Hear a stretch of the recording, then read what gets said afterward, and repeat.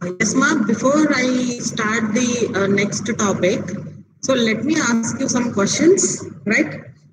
You try to answer them, right? Uh, what is memory style?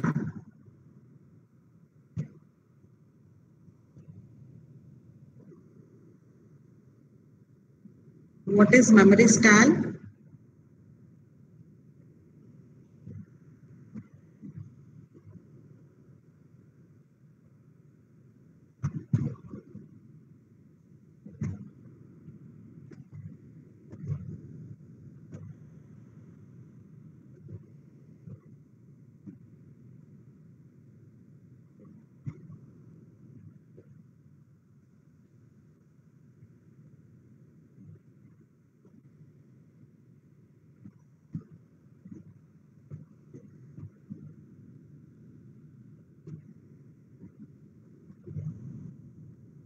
No,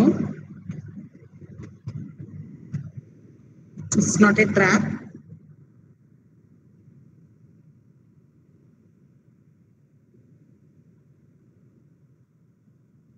What is trap? If a process is trying to get access to the memory location which was not allocated to that process, it is trying to get access to the other process memory location, that is called trap.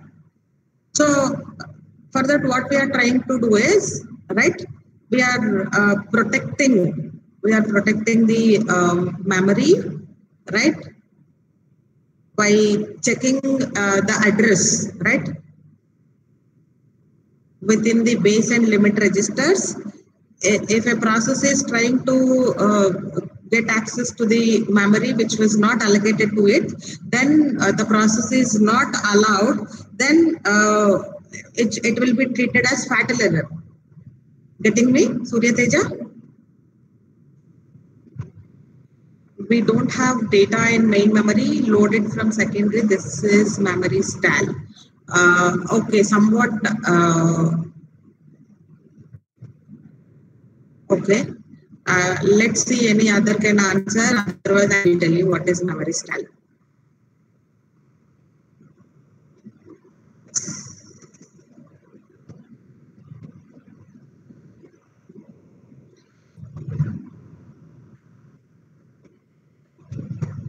Yeah, process waits for data, right? It takes some time. So that is called memory stall, right? What is the solution for memory stall, ma? Cache memory. Very good, right?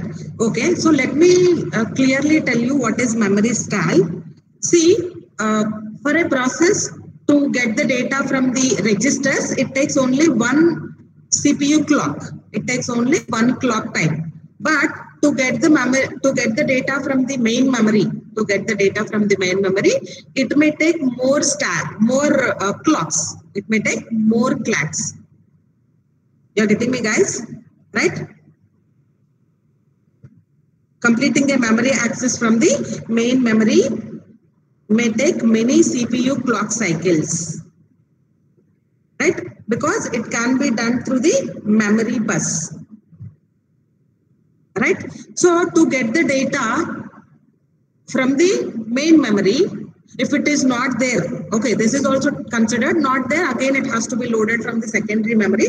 That is other case. But to get the data from the main memory, right? It will take some time, no? CPU clocks. That time the CPU has to wait. The CPU has to wait because it is taking much time for the data transfer from the memory to the CPU. So to solve this, we require some more faster memory devices. That is called cache memory. So that is the reason we will have the cache memory in between the CPU and the main memory. So whenever a program is loading, or when a program is getting executed, all the data that is related to that program, or mostly what the instructions the CPU calls, will be loaded in the cache memory, and from the cache that the CPU can take the data very faster comparatively from the main memory. Got it clear, guys? What is memory stall? Yes? Yeah. What is base register, ma? Now you tell me what is base register, what is limit register. What is base register and what is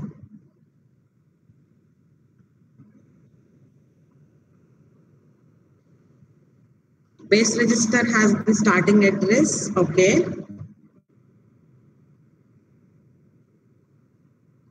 Limit register,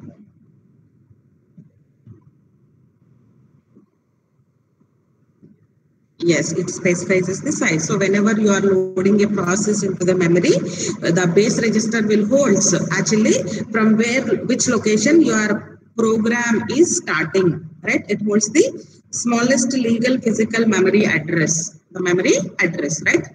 Then limit register specifies the start size of the range, actually the process size, right? So you all know what is the condition to be checked, whether a process is accessing the valid address or legal address or illegal address. So for that, what we check is whenever a CPU is generating the address. So here you can see, I can show you the diagram. It's there. Yes, it is there. No, I guess. Diagram was not there, but I have drawn in the whiteboard, right?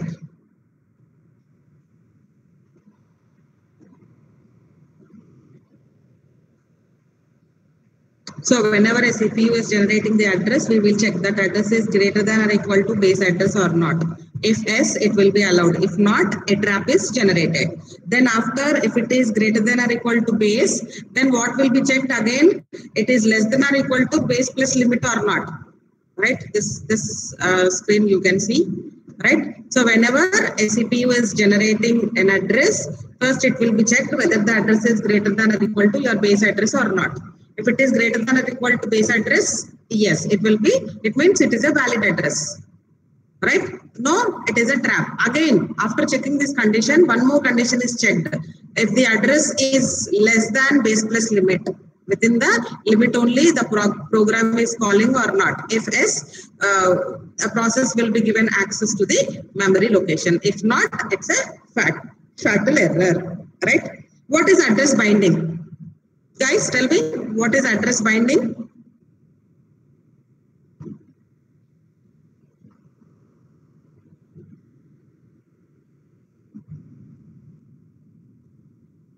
What is address binding?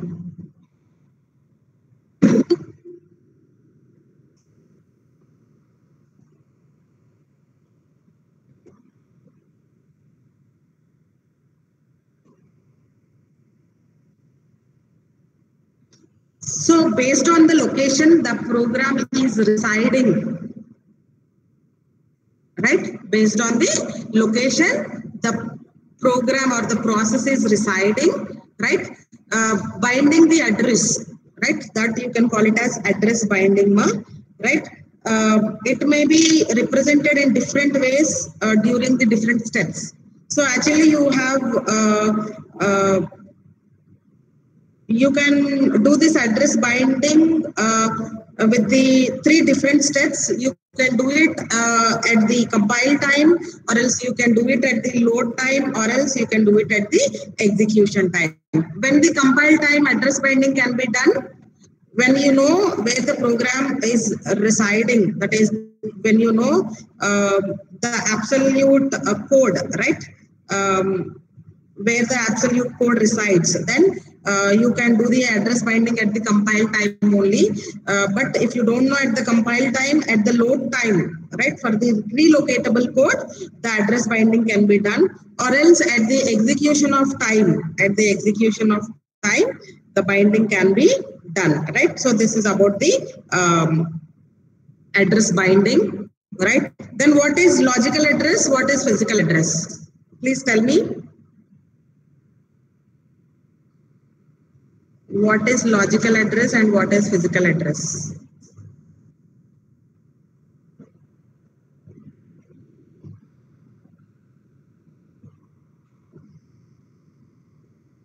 Address generated by the CPU is logical. Yes.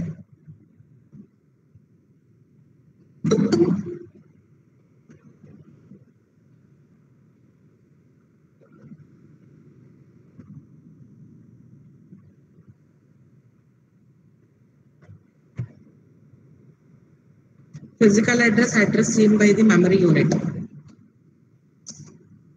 Very good. Logical address is the address generated by the CPU. Physical address is the address that is loaded into the memory address register of the memory. Right? So actual memory address is physical address. The address which is generating is logical. So means the process should not, means it need not to know the physical address. It will simply call the logical address. For that, the base address will be added to get the physical address, right? So I have given you the example also for that. So this is the example for that. Right, so it is the logical address which is generated by the CPU. For that, the base address or the relocation register address will be added in the MMU, right, memory management unit, right, to get the physical address. It is clear, guys. What is dynamic loading? What is dynamic loading?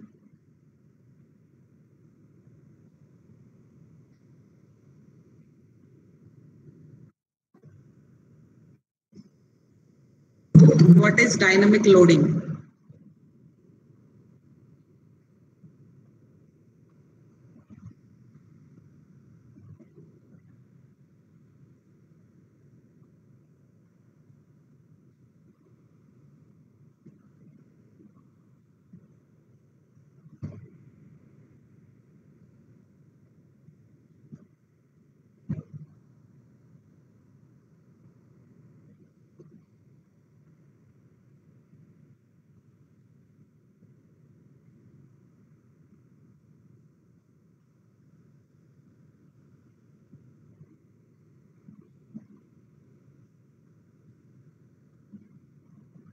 Routines are kept in the relocatable address. Routines is not loaded until it is called. Very good, right? So to save the memory space, right? You all know main memory is limited. You cannot load all the programs into the main memory at a time, right? So for that, what we are doing is we are using the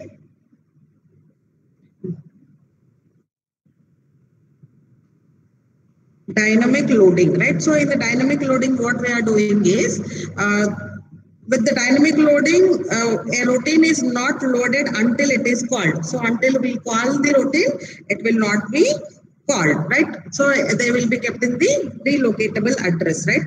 But your main program is loaded, and when your main program is calling a routine, it will be checked whether it is available. If not, from the relocatable memory to the main memory, it will be loaded, right? And the control will be given to the newly loaded routine. That way, the dynamic loading will be done. So advantages is it is useful when the program code is large, right? Then what is dynamic linking? What is dynamic linking?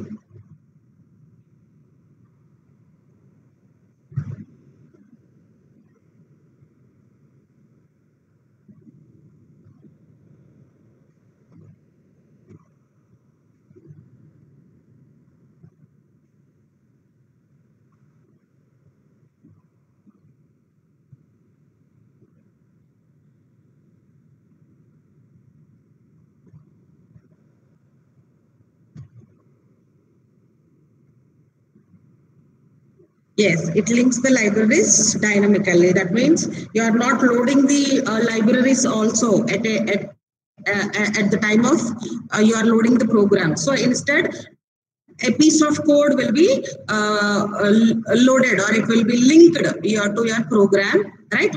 So what the program is called? It's stub. So what stub will do?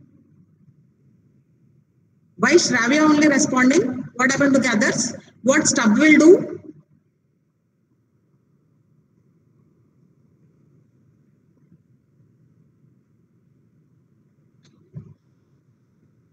Whenever a stub is called, it will check whether that related library is there in the memory or not. If not, dynamically it will be linked or it will be loaded, right? And that copy is used by all the processes.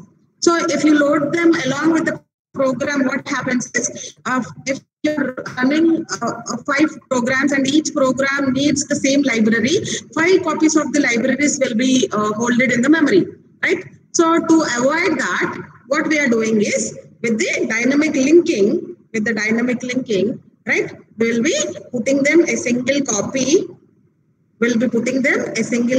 and that copy can be used by all the processes. Guys, is it clear for you all till this point?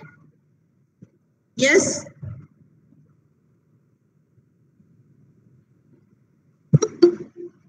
Do let me know, guys. Up to this, it is clear for you all?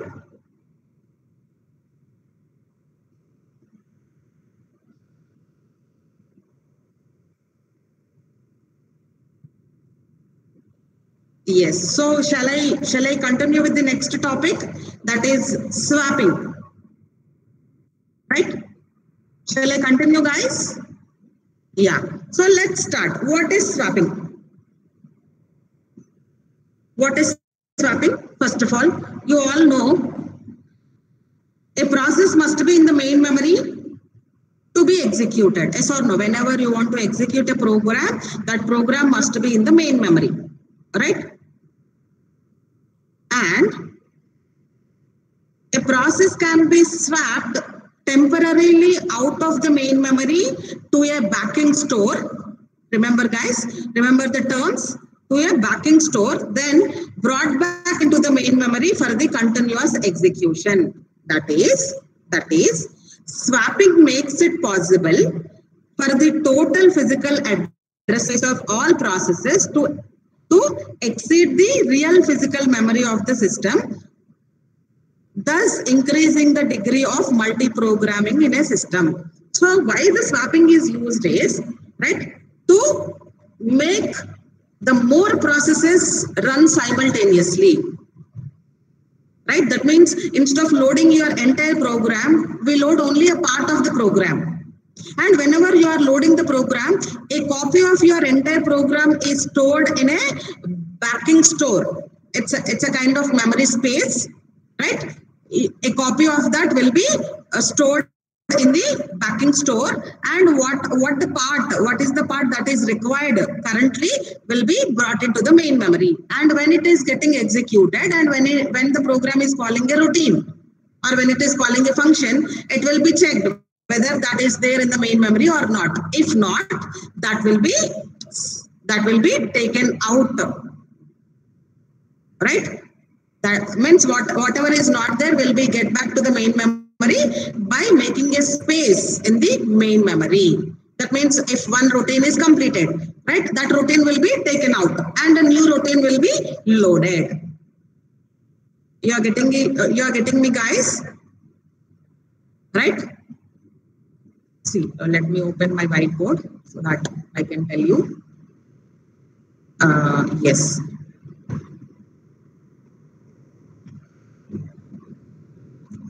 Yes, so let's consider it is your main memory. See, guys, in the main memory, it is divided into 2 parts, One is for the operating system files and one is for the user programs. Right?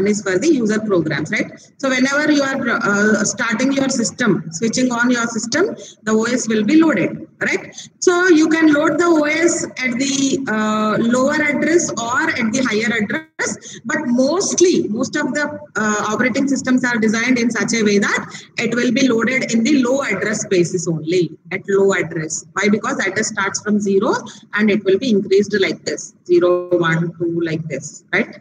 You're getting me, guys? Right? These are the memory units, right? Why? Because the OS will be called, or means it will get request, and whenever it want to do, interrupts will be used, right?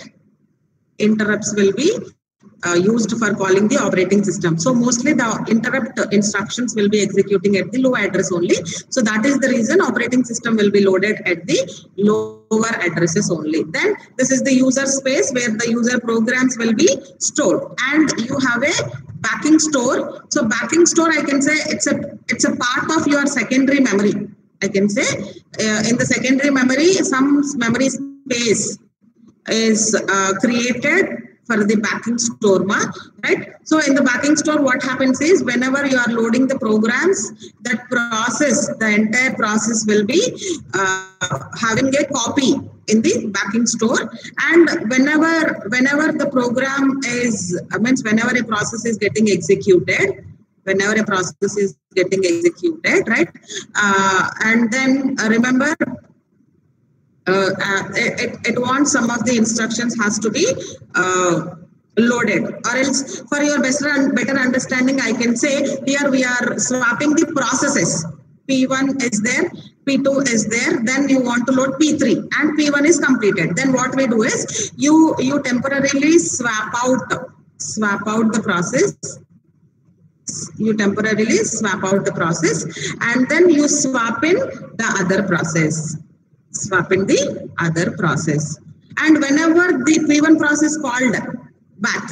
So when you can swap out is when this process is waiting for some IO. It was done with the CPU and it is waiting for IO, let's consider. Then it will be swapped out. And whenever the IO is completed and again when it requires the CPU, then it will be swapped in. You are following me, guys? Right? How the processes will be swapped in and swapped out, right?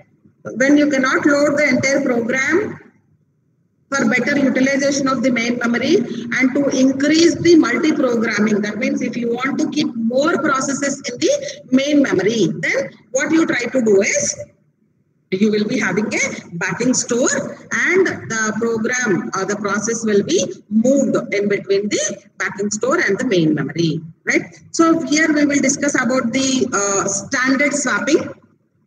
In swapping, you have a type of swapping that is called standard swapping, right? So standard swapping involves moving the processes between the main memory and the backing store. The backing store is commonly a fast disk, that is hard disk. Part of the hard disk is created as the backing store, right? So it must be large enough to accommodate the copies of all memory images for all users, and it must provide direct access to these memory images. So what I told you, it will create a memory image, no? So here the backing store must be large enough to hold all the processes which are being executed, currently executing in the main memory. Why? Because in the main memory, the entire program is not loaded. A part of the program is loaded, right? And whenever it is required, it must be directly taken from the backing store and you can put them in the main memory. That is the reason I can say the system maintains, right? The backing store is commonly a fast device. It must be large enough to accommodate the copies of all memory images. It must provide the direct access to these memory images. Now, for this, the system maintains a ready queue consisting of all processes whose memory images are on the backing store or in the memory and the processes are ready to run. That means whenever the processes are ready to run. So what in the disk, when we are discussing about the CPU scheduling, we discussed we have the disk and some programs are ready to run. They are in the ready state. Then where they will be stored? They will be stored in the ready queue. Ready queue, right? So here they are telling the same thing. The system maintains a ready queue consisting of all processes, right? It consisting of all the processes whose images are in the backing store or in the memory. So which are loaded in the main memory and which are having a copy in the backing store, right? You are getting me, guys? And all these processes are ready to run. Now, whenever a CPU scheduler decides to execute a program, whenever the CPU scheduler, that means when a CPU scheduler picks a job, right? Then what it will do is, it calls the dispatcher. What the dispatcher thing? Dispatcher will take the process from the ready queue and it will put the process in the main memory so that the CPU, so that the process can be given to the CPU. Now, the dispatcher, what the dispatcher will do? The dispatcher checks to see whether the next process in the queue is in the main memory. So one P1 is given to CPU, let's consider. Now what the dispatcher will do, it will check what is the next program to be executed, P2. So it will check whether the P2 is in the main memory or not. It will check from the queue. Let's consider first P1 is there, then P2. So first P1 is given, next P2. So whenever P1 is getting executed in the CPU, right, the dispatcher will check whether the P2 is in the main memory or not. It is in the main memory or not. Then if it is not there in the main memory and there is no free space, in the main memory, what the dispatcher will do is it will swap out a process currently in the main memory. So main memory lo unna edo oka process toti it will swap out the process currently in the main memory and it swaps in the desired process. Why? Because the next process to be executed is P2. If P2 is not there in the main memory, what the dispatcher will do is it will take out one of the process from the main memory and it will swap in the process which is desired, the desired process. Right? Then what it will do is it then reloads the registers and transfers the control to the selected process. But here the problem is the context switch time. Why? Because swapping in, swapping out, swapping in, swapping out. Let's consider for P2 it swapped in P3. Then immediately P3 was called. Then it swapped some other process and immediately the other process was called. So that means it requires so many swap ins and swap outs. So for swapping in and swapping out, definitely they require the CPU time.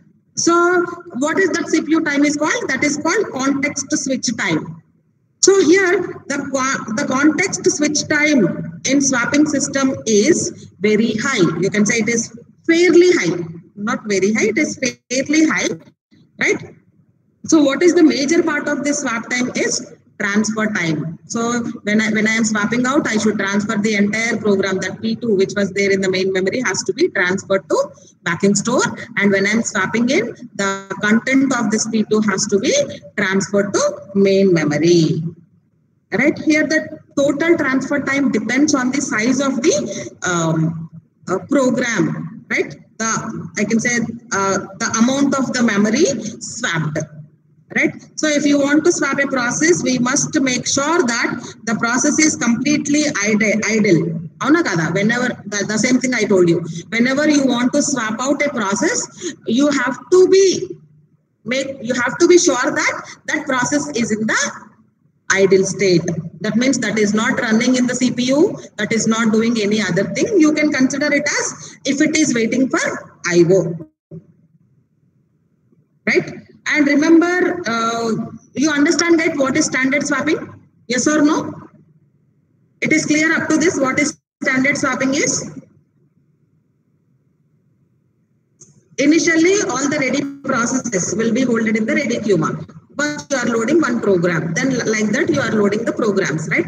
And whenever a program is getting executed in the CPU, right, the dispatcher will check what is the next process to be executed. So based on the scheduling algorithm or whatever, right, it checks what is the next program to be executed, and the dispatcher will check whether that program is in the main memory or not. If not, from the backing store, that image will be loaded into the main memory by taking out one of the process from the main memory. And here the condition is what is the process you are taking out, you are swapping out, must be an idle process.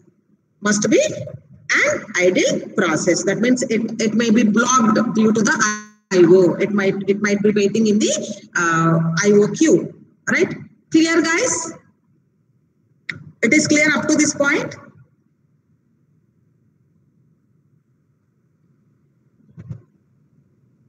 Please respond. You have any doubts in this swapping, standard swapping? Clear. Yeah. Now, remember, the standard swapping is not used in the modern operating systems because it requires too much swapping time and provide too little execution time, right? You are getting me, guys? Why this standard swapping is not used in the modern systems? Modern systems, the CPU speed is high, CPUs are very, very faster, right? The processors are, right? So with that faster use, right, you can't keep the CPU idle because that is very costly, right? So because that swapping takes so much of time, this was not used in the operating systems. It is wasting too much time in the swapping, and it requires very little execution time. Why? Because execution is done very faster because the processor is very faster processor, and transferring takes time because in the data bus the transferring speed depends on the program size. If the program is very big, even though it requires only 1 millisecond for the completion, it may take 10 to 50 milliseconds only for the transferring. You're getting me, guys? So that is the reason this was not used in the most of the operating systems. But we have a modified version of swapping which is used in Unix, Linux and Windows. What that is, swapping is established only when the amount of free memory falls below a threshold amount. So when you enable the swapping is, see, nowadays your main memory size is also very big, right? Nowadays the main memory size also very big, right? So in that, so when you initiate, so you will be loading the programs like this, right? And it will put some threshold value under 80% memory use ayindi, right? 80% memory use ayindi. It is keeping the threshold value like this, right? So when the memory is getting filled more than 80, then the swapping is enabled. So up to this, no swapping is used, right? And swapping is disabled when the amount of free memory increases. Now, if it had only 20% of the free space, now it will put some threshold. When it becomes 30, again swapping will be disabled. So that means we are not using the swapping from the beginning, right? By default, we are not using swapping. For that, what we are doing in the modern computers, they'll be putting some threshold value. If the memory is filled up to this threshold value, more than that, then only swapping is enabled. And when the memory is getting empty, then the swapping is again disabled, right? And one more thing here, the OS swaps the portions of processes rather than the entire process to decrease the swap time. So it is swapping in the entire process. It is swapping out the entire process.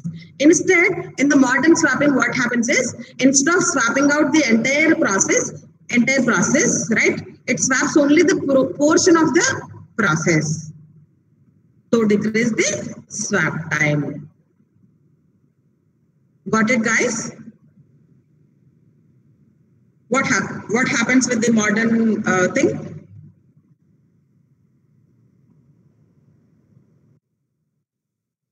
Guys, 1 second.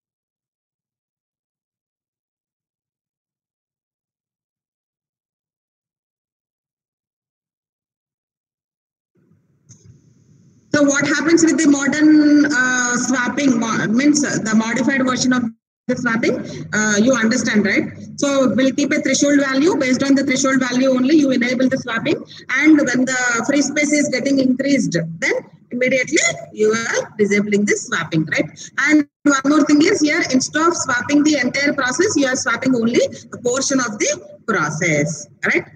Now, swapping in mobile systems. Can you guess whether we use the swapping in the mobile systems or not?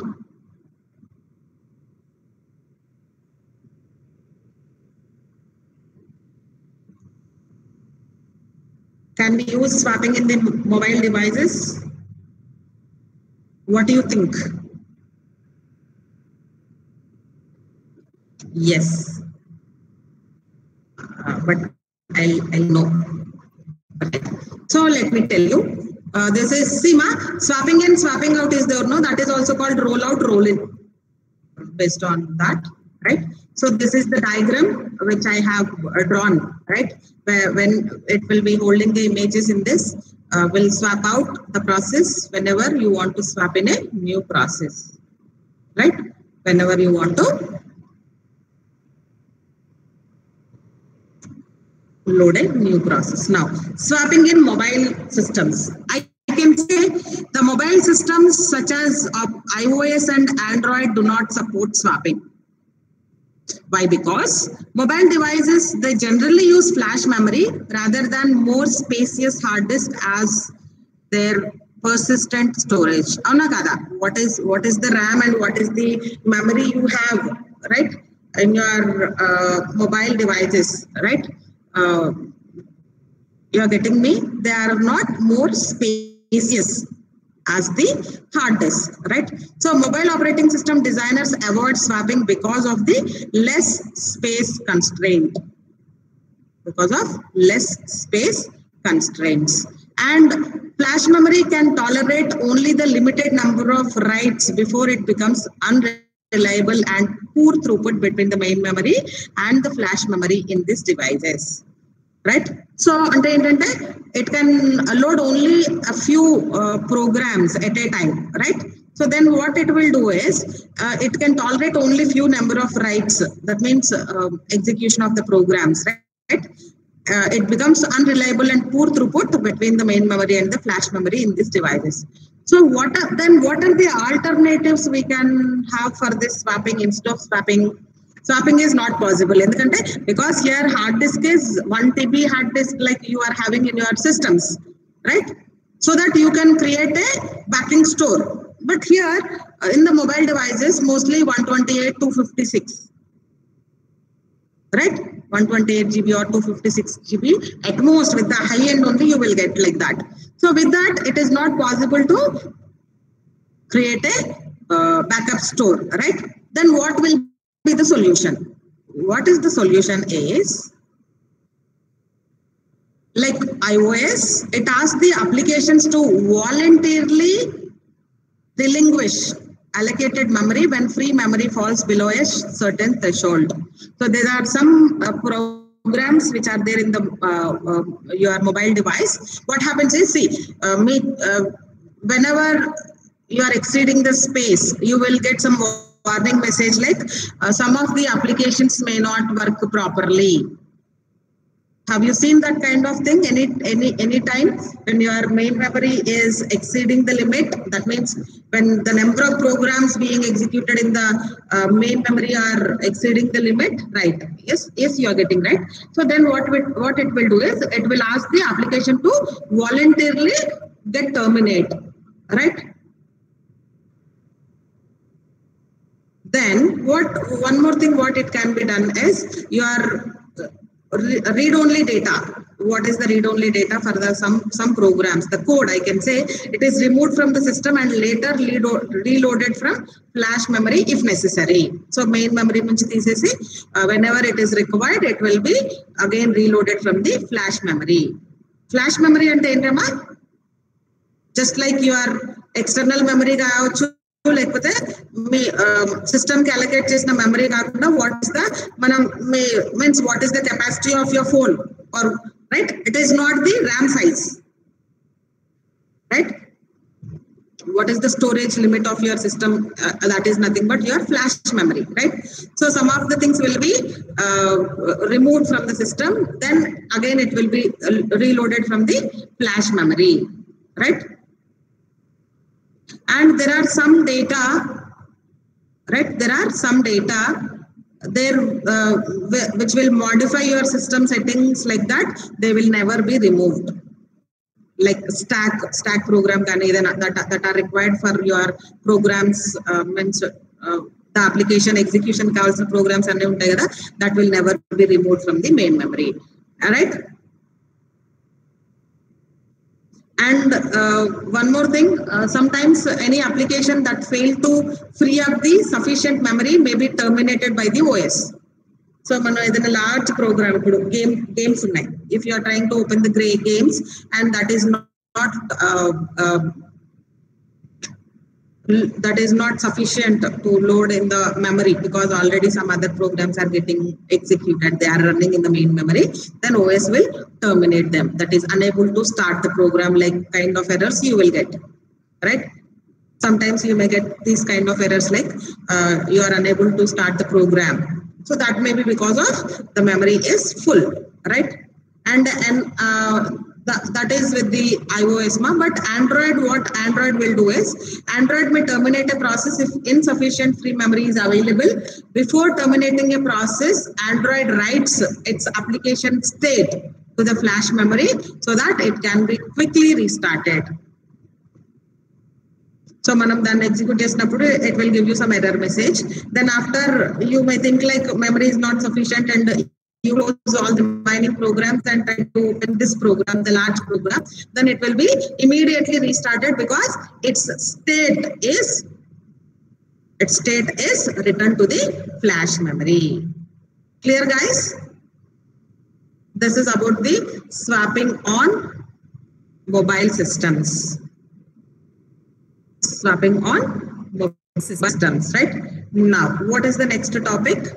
So this is all about the swapping one. Swapping, standard swapping, modified version of swapping, and swapping on mobile systems, right? So that is all about this. So this will show you the schematic view of swapping. Then next topic is contiguous memory allocation. Contiguous memory allocation. That means whenever you are loading the programs into the memory, how the memory is allocated to the processes. Guys, let me have some water and come. I'll be coming in 5 minutes. Take a break, guys.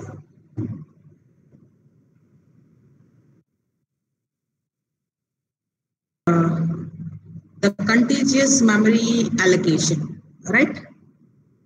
So this you all know. Your main memory is usually divided into two partitions.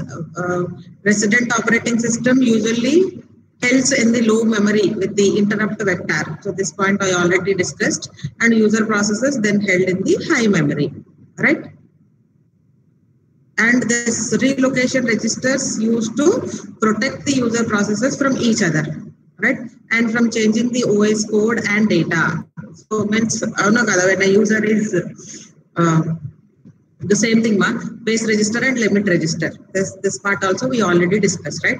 So it contains the value of smallest physical address, that is the starting address. Then it contains the range of the logical addresses. Each logical address must be less than the limit register, right?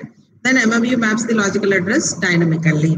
This thing also we already see, right? Right. So when the CPU gives the logical address, it will be checked whether it is less than the limit register or not. If no, trap will be done. If it is yes, then what happens is this is the diagram continuation to this one. That was not given. Okay, no problem. See, before this, first it will check whether it is greater than or equal to the base address or not.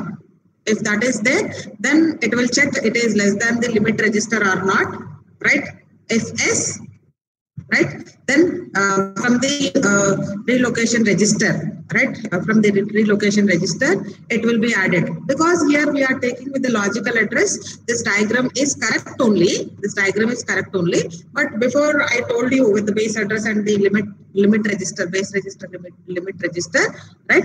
So there what happens is, normally whenever a CPU generates an address, we will be checking with whether less than or equal to the base address. Then only it will be checked whether it is less than the base plus limit register address, then only it will be allowed to get access to the memory.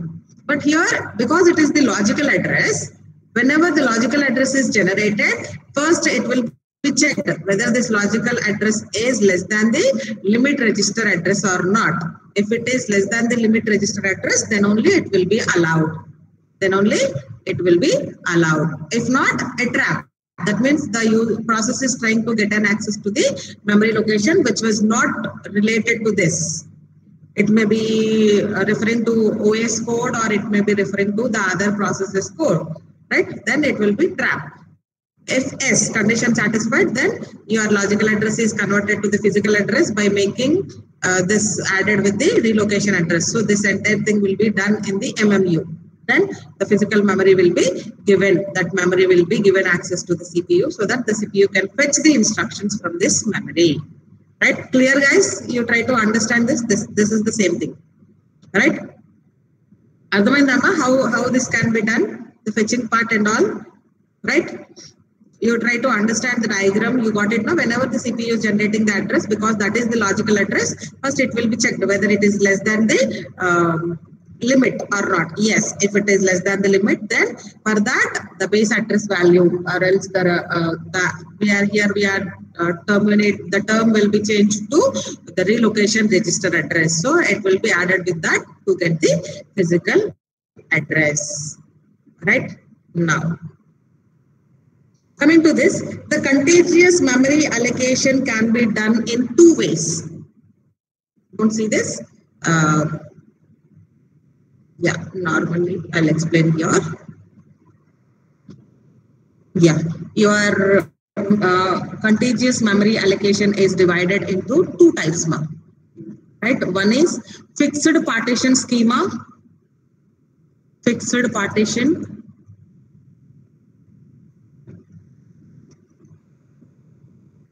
Schema. This is called MFT. Multi-programming with fixed number of tasks.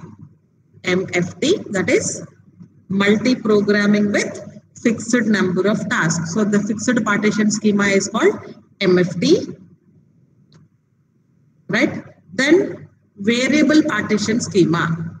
Variable partition schema. Right? You can call it as MVT.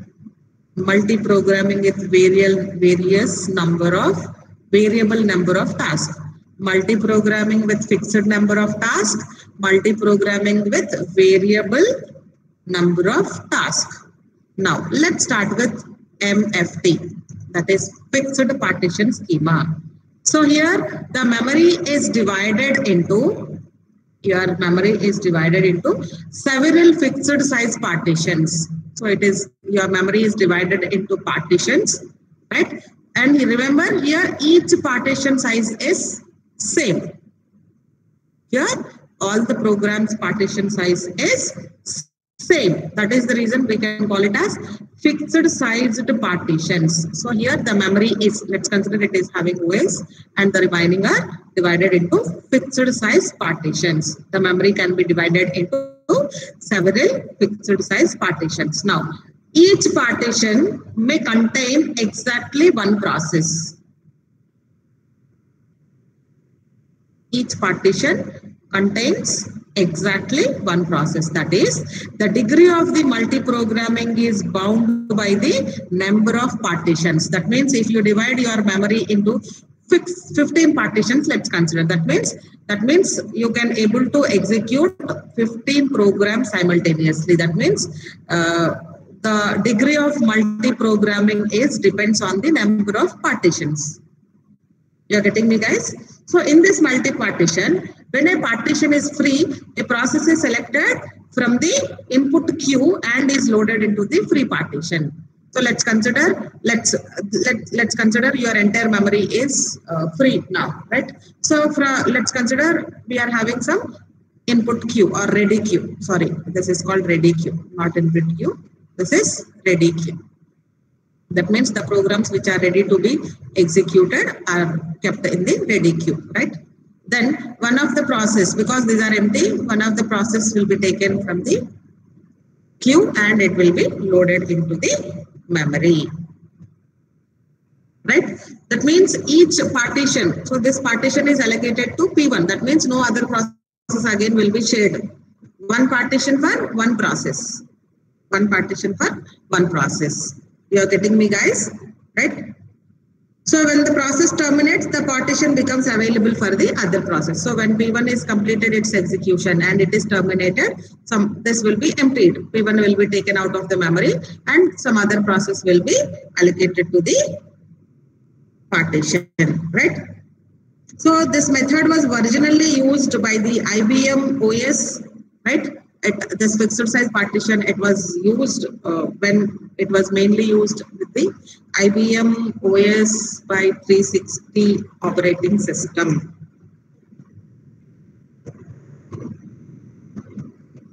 But now it is no longer in use. It was developed for the IBM systems initially. It was no longer used now, right? Next, coming to the MVT, right? So in the variable partition schema, the OS keeps a table indicating which part of the memory are available and which are occupied. So initially, here there is no partitions, it is variable size, no? So there is OS loaded and is as a single unit, the remaining space will be there. But whenever we are loading a program is being loaded in the main memory based on the size of the program. That size will be allocated. So here, what is the limitation with this is, so we are dividing them as 100 MB, right? Or 100 bytes, whatever, right? So you are loading the program. So whenever you are loading the program, the 100 bytes, this 100 bytes space is given to the process. 100 bytes space is given to the process. Let's consider if the program size is small than the 100 bytes, the remaining space is getting wasted, no? Right? So that comes when we are discussing about the fragmentation, but as of now, just to consider the space is getting wasted, no? And remember, if one partition is not enough, the two partitions will be, let's consider the program size is 150. Then two partitions will be given, P2, like that. This is also P2, don't get confused. P2 like that. Let's consider the program size is only 110 bytes. Then in the second partition, the 90 bytes getting wasted. You are getting me? So to avoid that limitation only, we are with the variable size partitioning. So in the variable size partitioning, initially all memory is available for the user processes and it is considered one large block of available memory. Call it as whole. Right? Then eventually the memory contains a set of holes of variable sizes. How? I'll tell you. Let's consider there are processes in the queue. So P1, P2, P3. Now, P1 is getting loaded. So based on the size of P1, let's consider its size is 80. So one partition 80 is allocated to P1. Then its size is 150. So a partition of 150 is allocated to P2. And all the details will be maintained in a table which was maintained by the operating system. So that is, operating system keeps a table indicating which parts are available and which are occupied, right? Then why I am telling, like, eventually memory contains a set of holes of variable sizes. Why? Because when P2 was taken out, so this is a hole. You are getting me, guys? When P2 is taken out, this is the hole, or else some P4 loaded and P4 is taken out, it is a hole. That means variable size holes will be available based on the process you are taking out. And this, what is the drawback with this? Initially, you are not wasting any memory, but Consider 150 I have allocated for P2, no? Now P2 getting terminated and you are supposed to load a program in it. Let's consider I am loading a process P5, but its size is only 50. But here the 150 is getting wasted, 100 is getting wasted. And in this 150, only 50 is allocated to P5 and the remaining part is getting wasted. So that is also a drawback with the variable size partition schema. Guys, you are getting me? What is fixed size? What is variable size? What is the limitation with the fixed size? Right? How the variable size will be managed? You are getting me? Following me, guys? Please respond.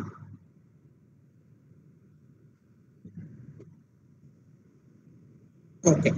So eventually memory contains a set of holes of variable sizes that I explained. As process enters the system, they are put in the input queue. This we know. The OS takes into the account the memory requirement of each process and the amount of available memory space in determining which processes are allocated memory. Right. When a process is allocated space, it is loaded into the memory and it can then complete the it can wait for the CPU time, right? Memory lo ichin tarvata. Then when a process terminates, it releases the memory and then the OS may use this free fill with another process from the input queue.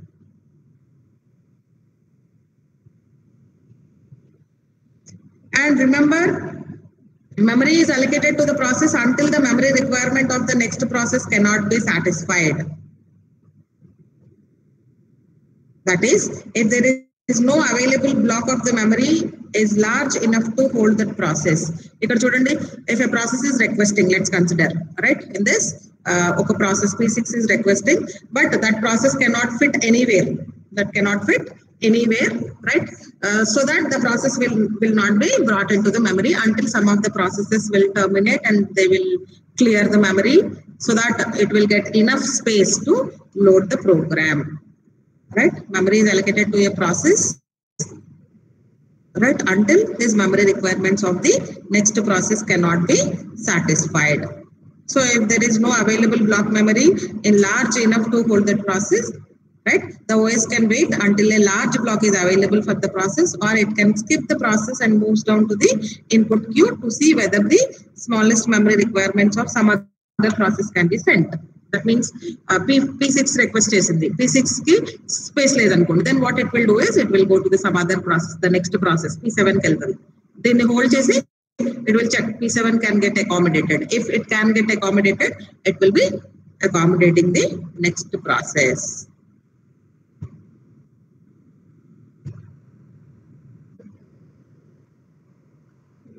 You are getting me, guys?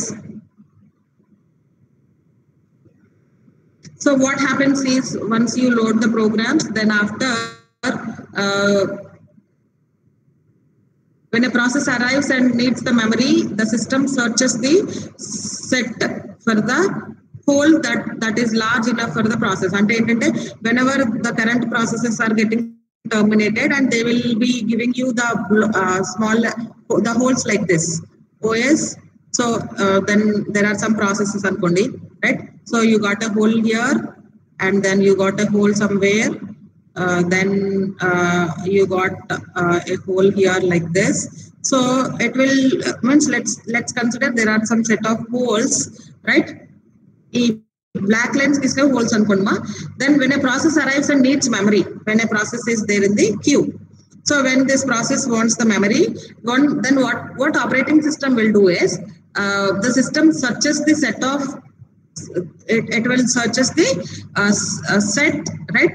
It will search for the holes that is large enough for the process. So this hole size is smaller than the process side, then this is not feasible. Then yes, if this can accommodate the process, then this is selected and your process or the program will be loaded in this hole, right?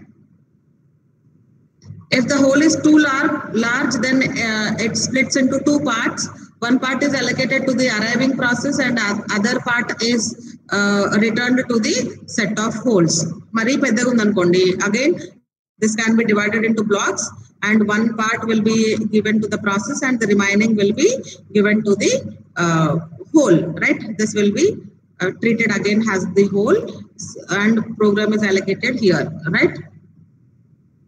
And when a process terminates, it releases the blocks, right? Which is then placed back in the set of holes. Again, when a process is P2, it terminate, this will be added to the holes, right? If the new hole is adjacent to the other holes, these adjacent holes are merged into one large hole. This is the space, a new hole which was emptied, right?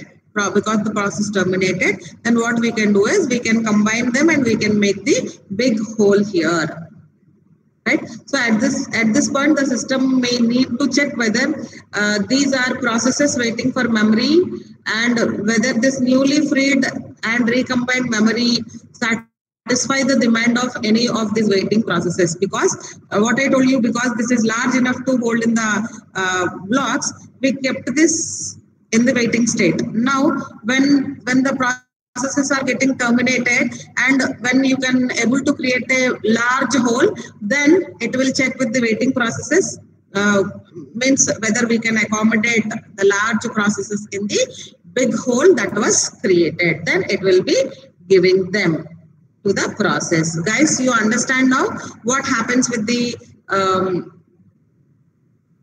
variable size partitioning? Right, MVT, how the holes can be arranged, how they can be merged, right? What are the things we can do with them? You try to understand, no? Right? Why it is coming all the time? Yeah, it is clear for you all, guys. In the variable size, based on the process size dynamically, it will create the space, right? Yes. Now, let's yeah, that's the same thing. So this is with the multiple partition allocation, right? And here, initially these are there, and when it was taken out, there is a hole. And when we are allocating a process, and you got again, as I told you, it will be the remaining will be treated as the whole, and one more process then like this whole. And when the processes are terminating, then the adjacent was also terminated. Again, it will create a big hole, and how they can be divided like that, right? You understand now? Now we will see what is the dynamic storage allocation problem. The next thing is dynamic storage allocation problem. That is, so the above procedure leads to dynamic storage allocation problem, which concerns how to satisfy a request of the size n from a list of free holes. So that means, as I told you, whenever the process is requesting for the space, you have to check the holes, available holes.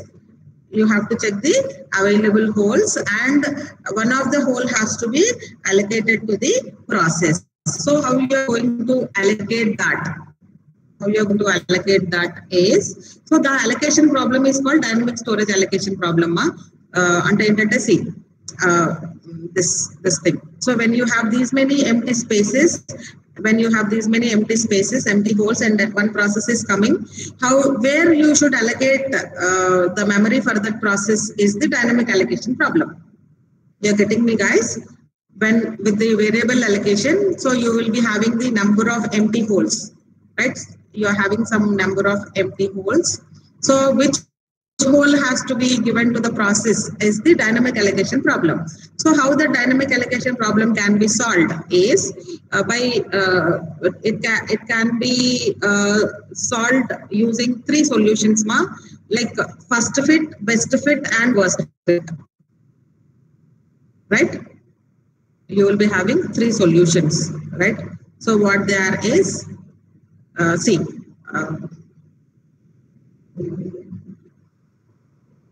So let's consider there are n free holes. Sorry, there is a request for the n size, right? There is a request for that means you want to load a process, and let's consider that process size is n, right? Then from the available free holes, right? From the available free holes, how to satisfy a request of size n? That is, as I told you, we have three solutions. First fit. What do you mean by first fit? Is allocate the first hole that is big enough. And you check from the top. You check from the top. So first check with the first available hole. Yes, if this can accommodate, you will directly load your process into this first hole, that is called first fit. If it could accommodate the process, then only. So let's consider your process size is 20 and the first hole size is 30. Yes, you can accommodate your process in this. If not, let's consider if the hole size is only 15. Then it will check for the next available hole. It will check for the next available hole, whether it can be loaded into that hole or not. If you can do it, yes, you can do it. Then it will be loaded into the next second hole that is available. That is called first fit. Allocate the first hole that is big enough, right? First available holes check cheskuntu vastavama. What is the first hole where it can accommodate, that can be given to the process? That is first fit. Then what is the best fit? What is the best fit is among the available holes, try to understand, right? Allocate the smallest hole that is big enough.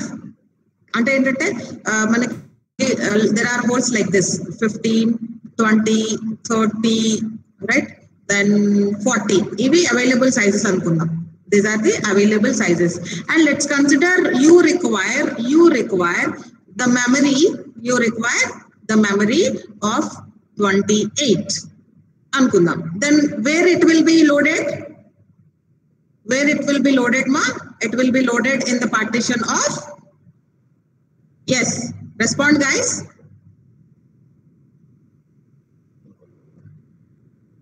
Yes, it will be loaded in the hole with the size 30 because it is the smallest hole that is big enough to load your process.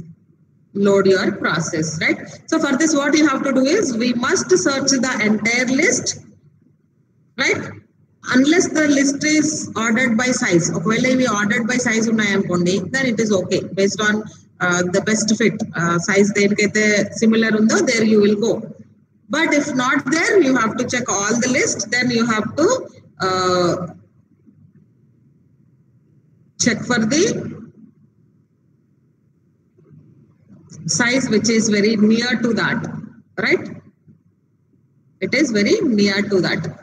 That means what is the advantage of this best fit is, what is the advantage of this best fit is, this strategy produces the smallest leftover hole. Avuna kada? Okavela manam dani 40 ki accommodate chesam anukondi, we will be left with 12 bytes. Because we are allocating in the 30 hole, we are wasting only 2 bytes of memory. But if you allocate that in the 40 hole, you are wasting 2 bytes. Right? So among these three, the best one is the best fit. Now, but here with the first fit, it won't take much searching time. Right? So if how this can be done is in the first fit. Searching can start either at the beginning of the set of holes or at the location where the previous first fit search ended.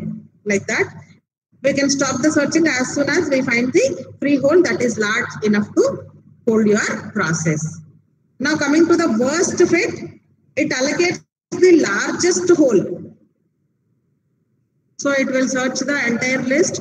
Which is large enough, that hole will be allocated to your process. But this strategy produces the largest leftover hole. That means it is wasting so much of memory. It is, right?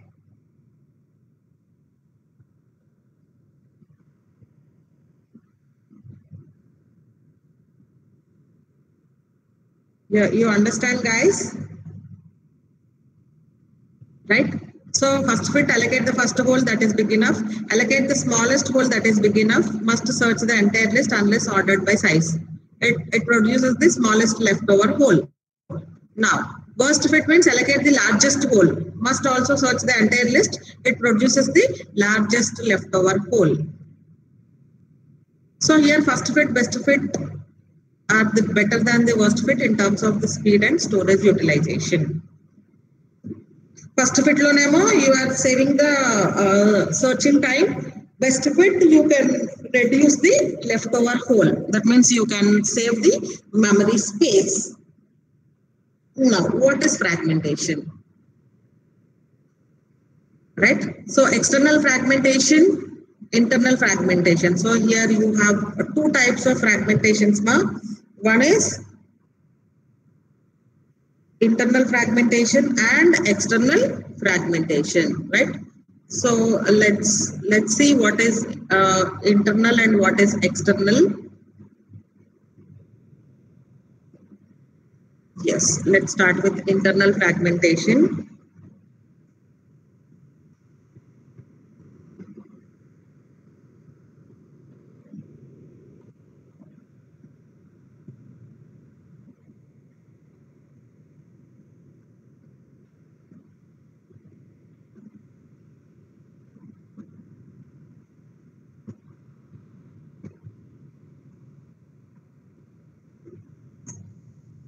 So consider a multiple partition allocation schema with a whole of, this is internal fragmentation. Let's consider you have a, this is OS Ankondi, then you have a big whole of 18,464 bytes. Why I'm taking this example is in the exam you are supposed to write the examples, right? Now, suppose that the next process requires 18,462 bytes. So if you allocate 18,462 bytes, we will be left with 2 bytes.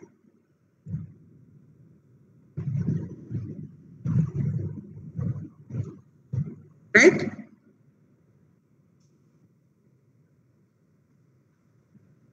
You're getting me, guys? Right? It will be left with the whole 2 bytes. Right? Sorry. Yes. But maintaining this 2 bytes,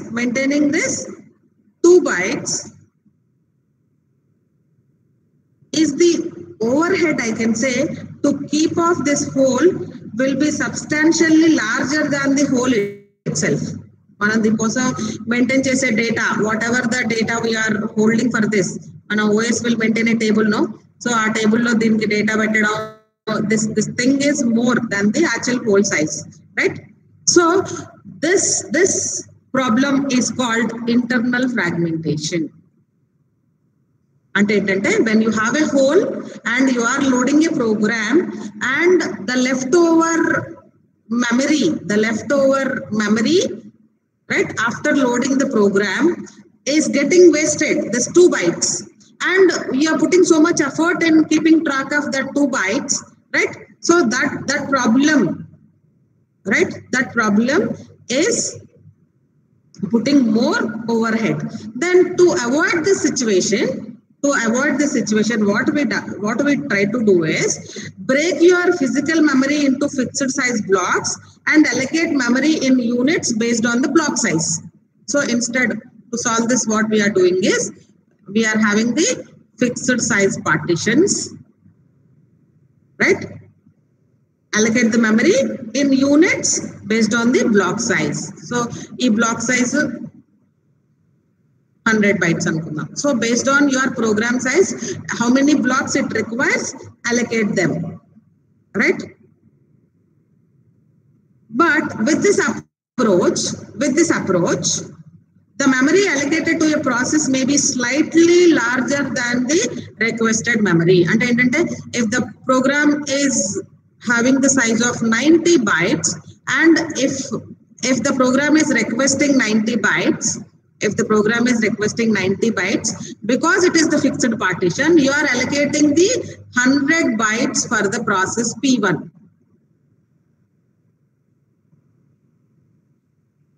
Guys, concentrate, right?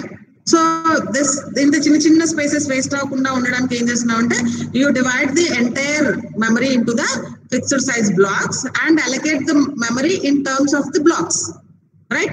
So but when a program is requesting for the memory, right, but the allocated memory is slightly larger than the requested memory only, because the block size is 100, the entire block is allocated to the process, right? The process size is 90 bytes, but we are allocating 100 bytes, right? The difference between these two numbers is called internal fragmentation. So here how much you are wasting? 10 bytes. So this 10 bytes is called internal fragmentation. So you are getting me, guys? It is asking 90 bytes only, but because we are using the fixed size partition, we are allocating 100 bytes. So this 100 minus 90, how much memory is getting wasted with this fixed size partitioning? That is called your internal fragmentation. This is called unused memory, that is internal to a partition. Internal and endukantunnamante, it is the unused memory. This 10 bytes manam deniki ivvam, because one partition is allocated to one process only. The unused memory that is internal to a partition is called internal fragmentation. Now coming to the external fragmentation. So whenever you are using this first fit and best fit strategies for the memory allocation, these are suffering with the external fragmentation. Internal fragmentation comes with the fixed size partitioning, ma. External fragmentation comes with the variable size partitioning. Right? Why I am telling means here is with the external fragmentation, when we are using the dynamic allocation, that is variable size partitioning, what happens here is, so here initially there is no internal fragmentation. Why? Because based on the program size, we are loading the programs. We are giving the size, sorry. If P1 is requesting for 100, we are giving only 100, not giving more than that, right? Not giving more than that. But when the problem comes, when this process P1, see, initially P1 is coming. So it is requesting for 100 bytes. We are allocating a partition for the P1 here. Because we are giving based on the process request, there is no internal fragmentation. Try to understand, guys. With the variable size partitioning, variable size partitioning, you will have a big hole.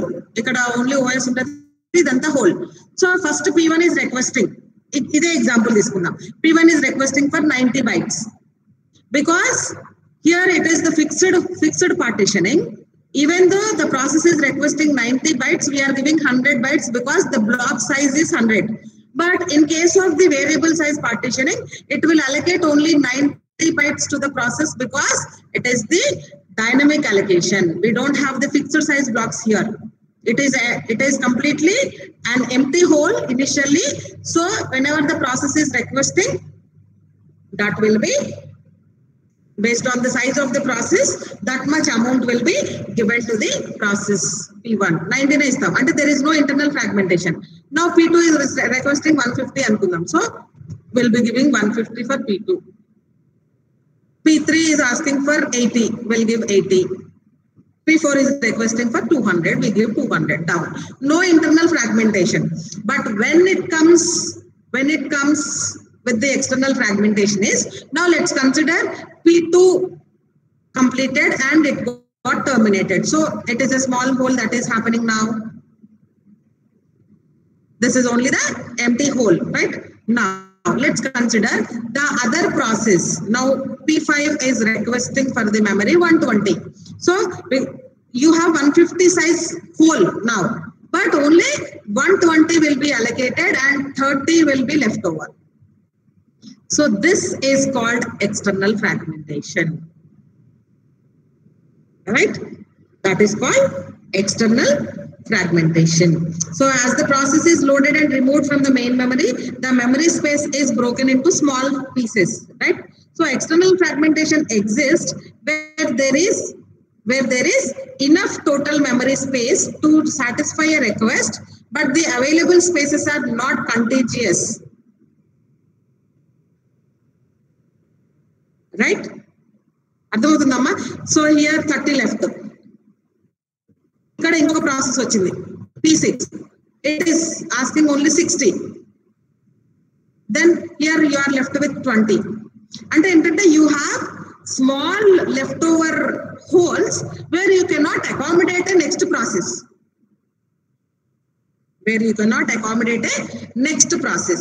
Right? You are getting me, guys? You are following me? What is external fragmentation? First, whenever you are loading the programs,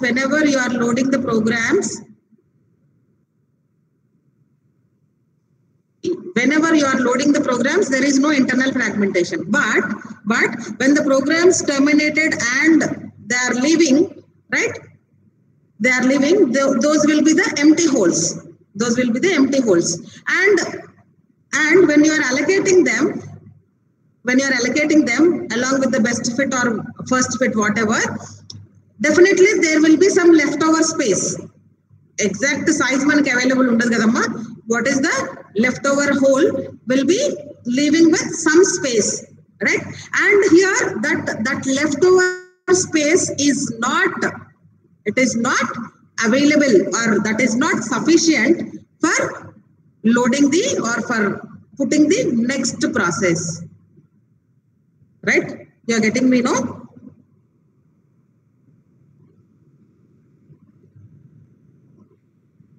And remember here, the external fragmentation problem can be severe. In the worst case, we could have a block of free memory between every two processes that is wasted.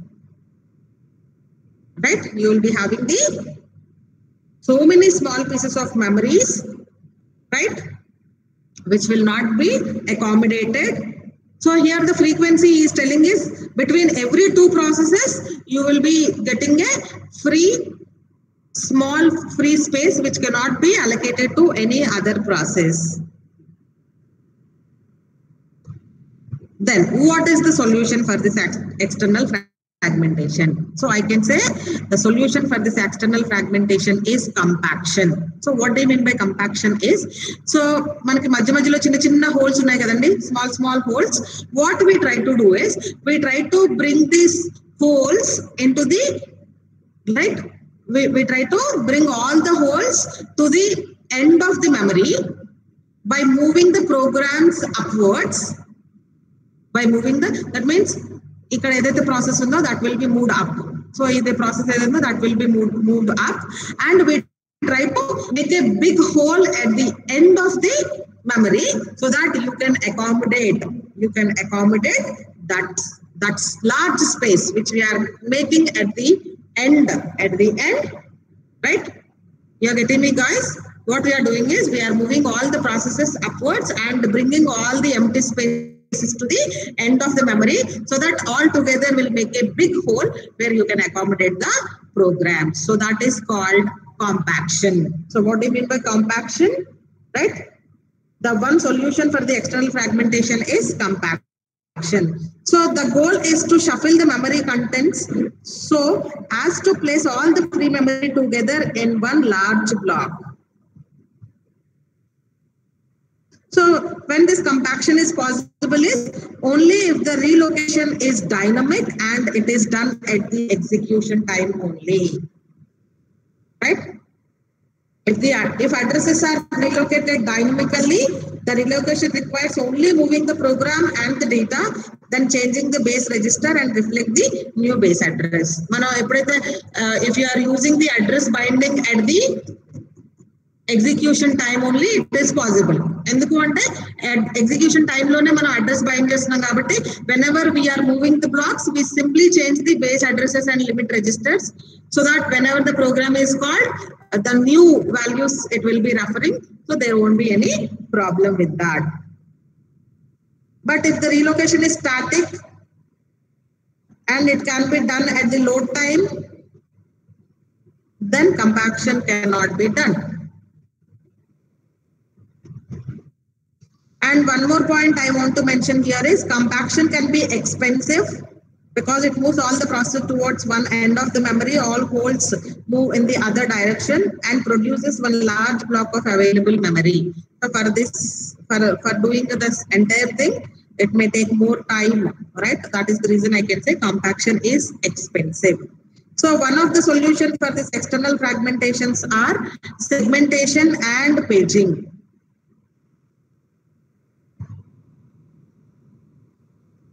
Right? I can say these are the non-contiguous memory allocation techniques. So in the next class, we will be discussing about the segmentation and paging techniques.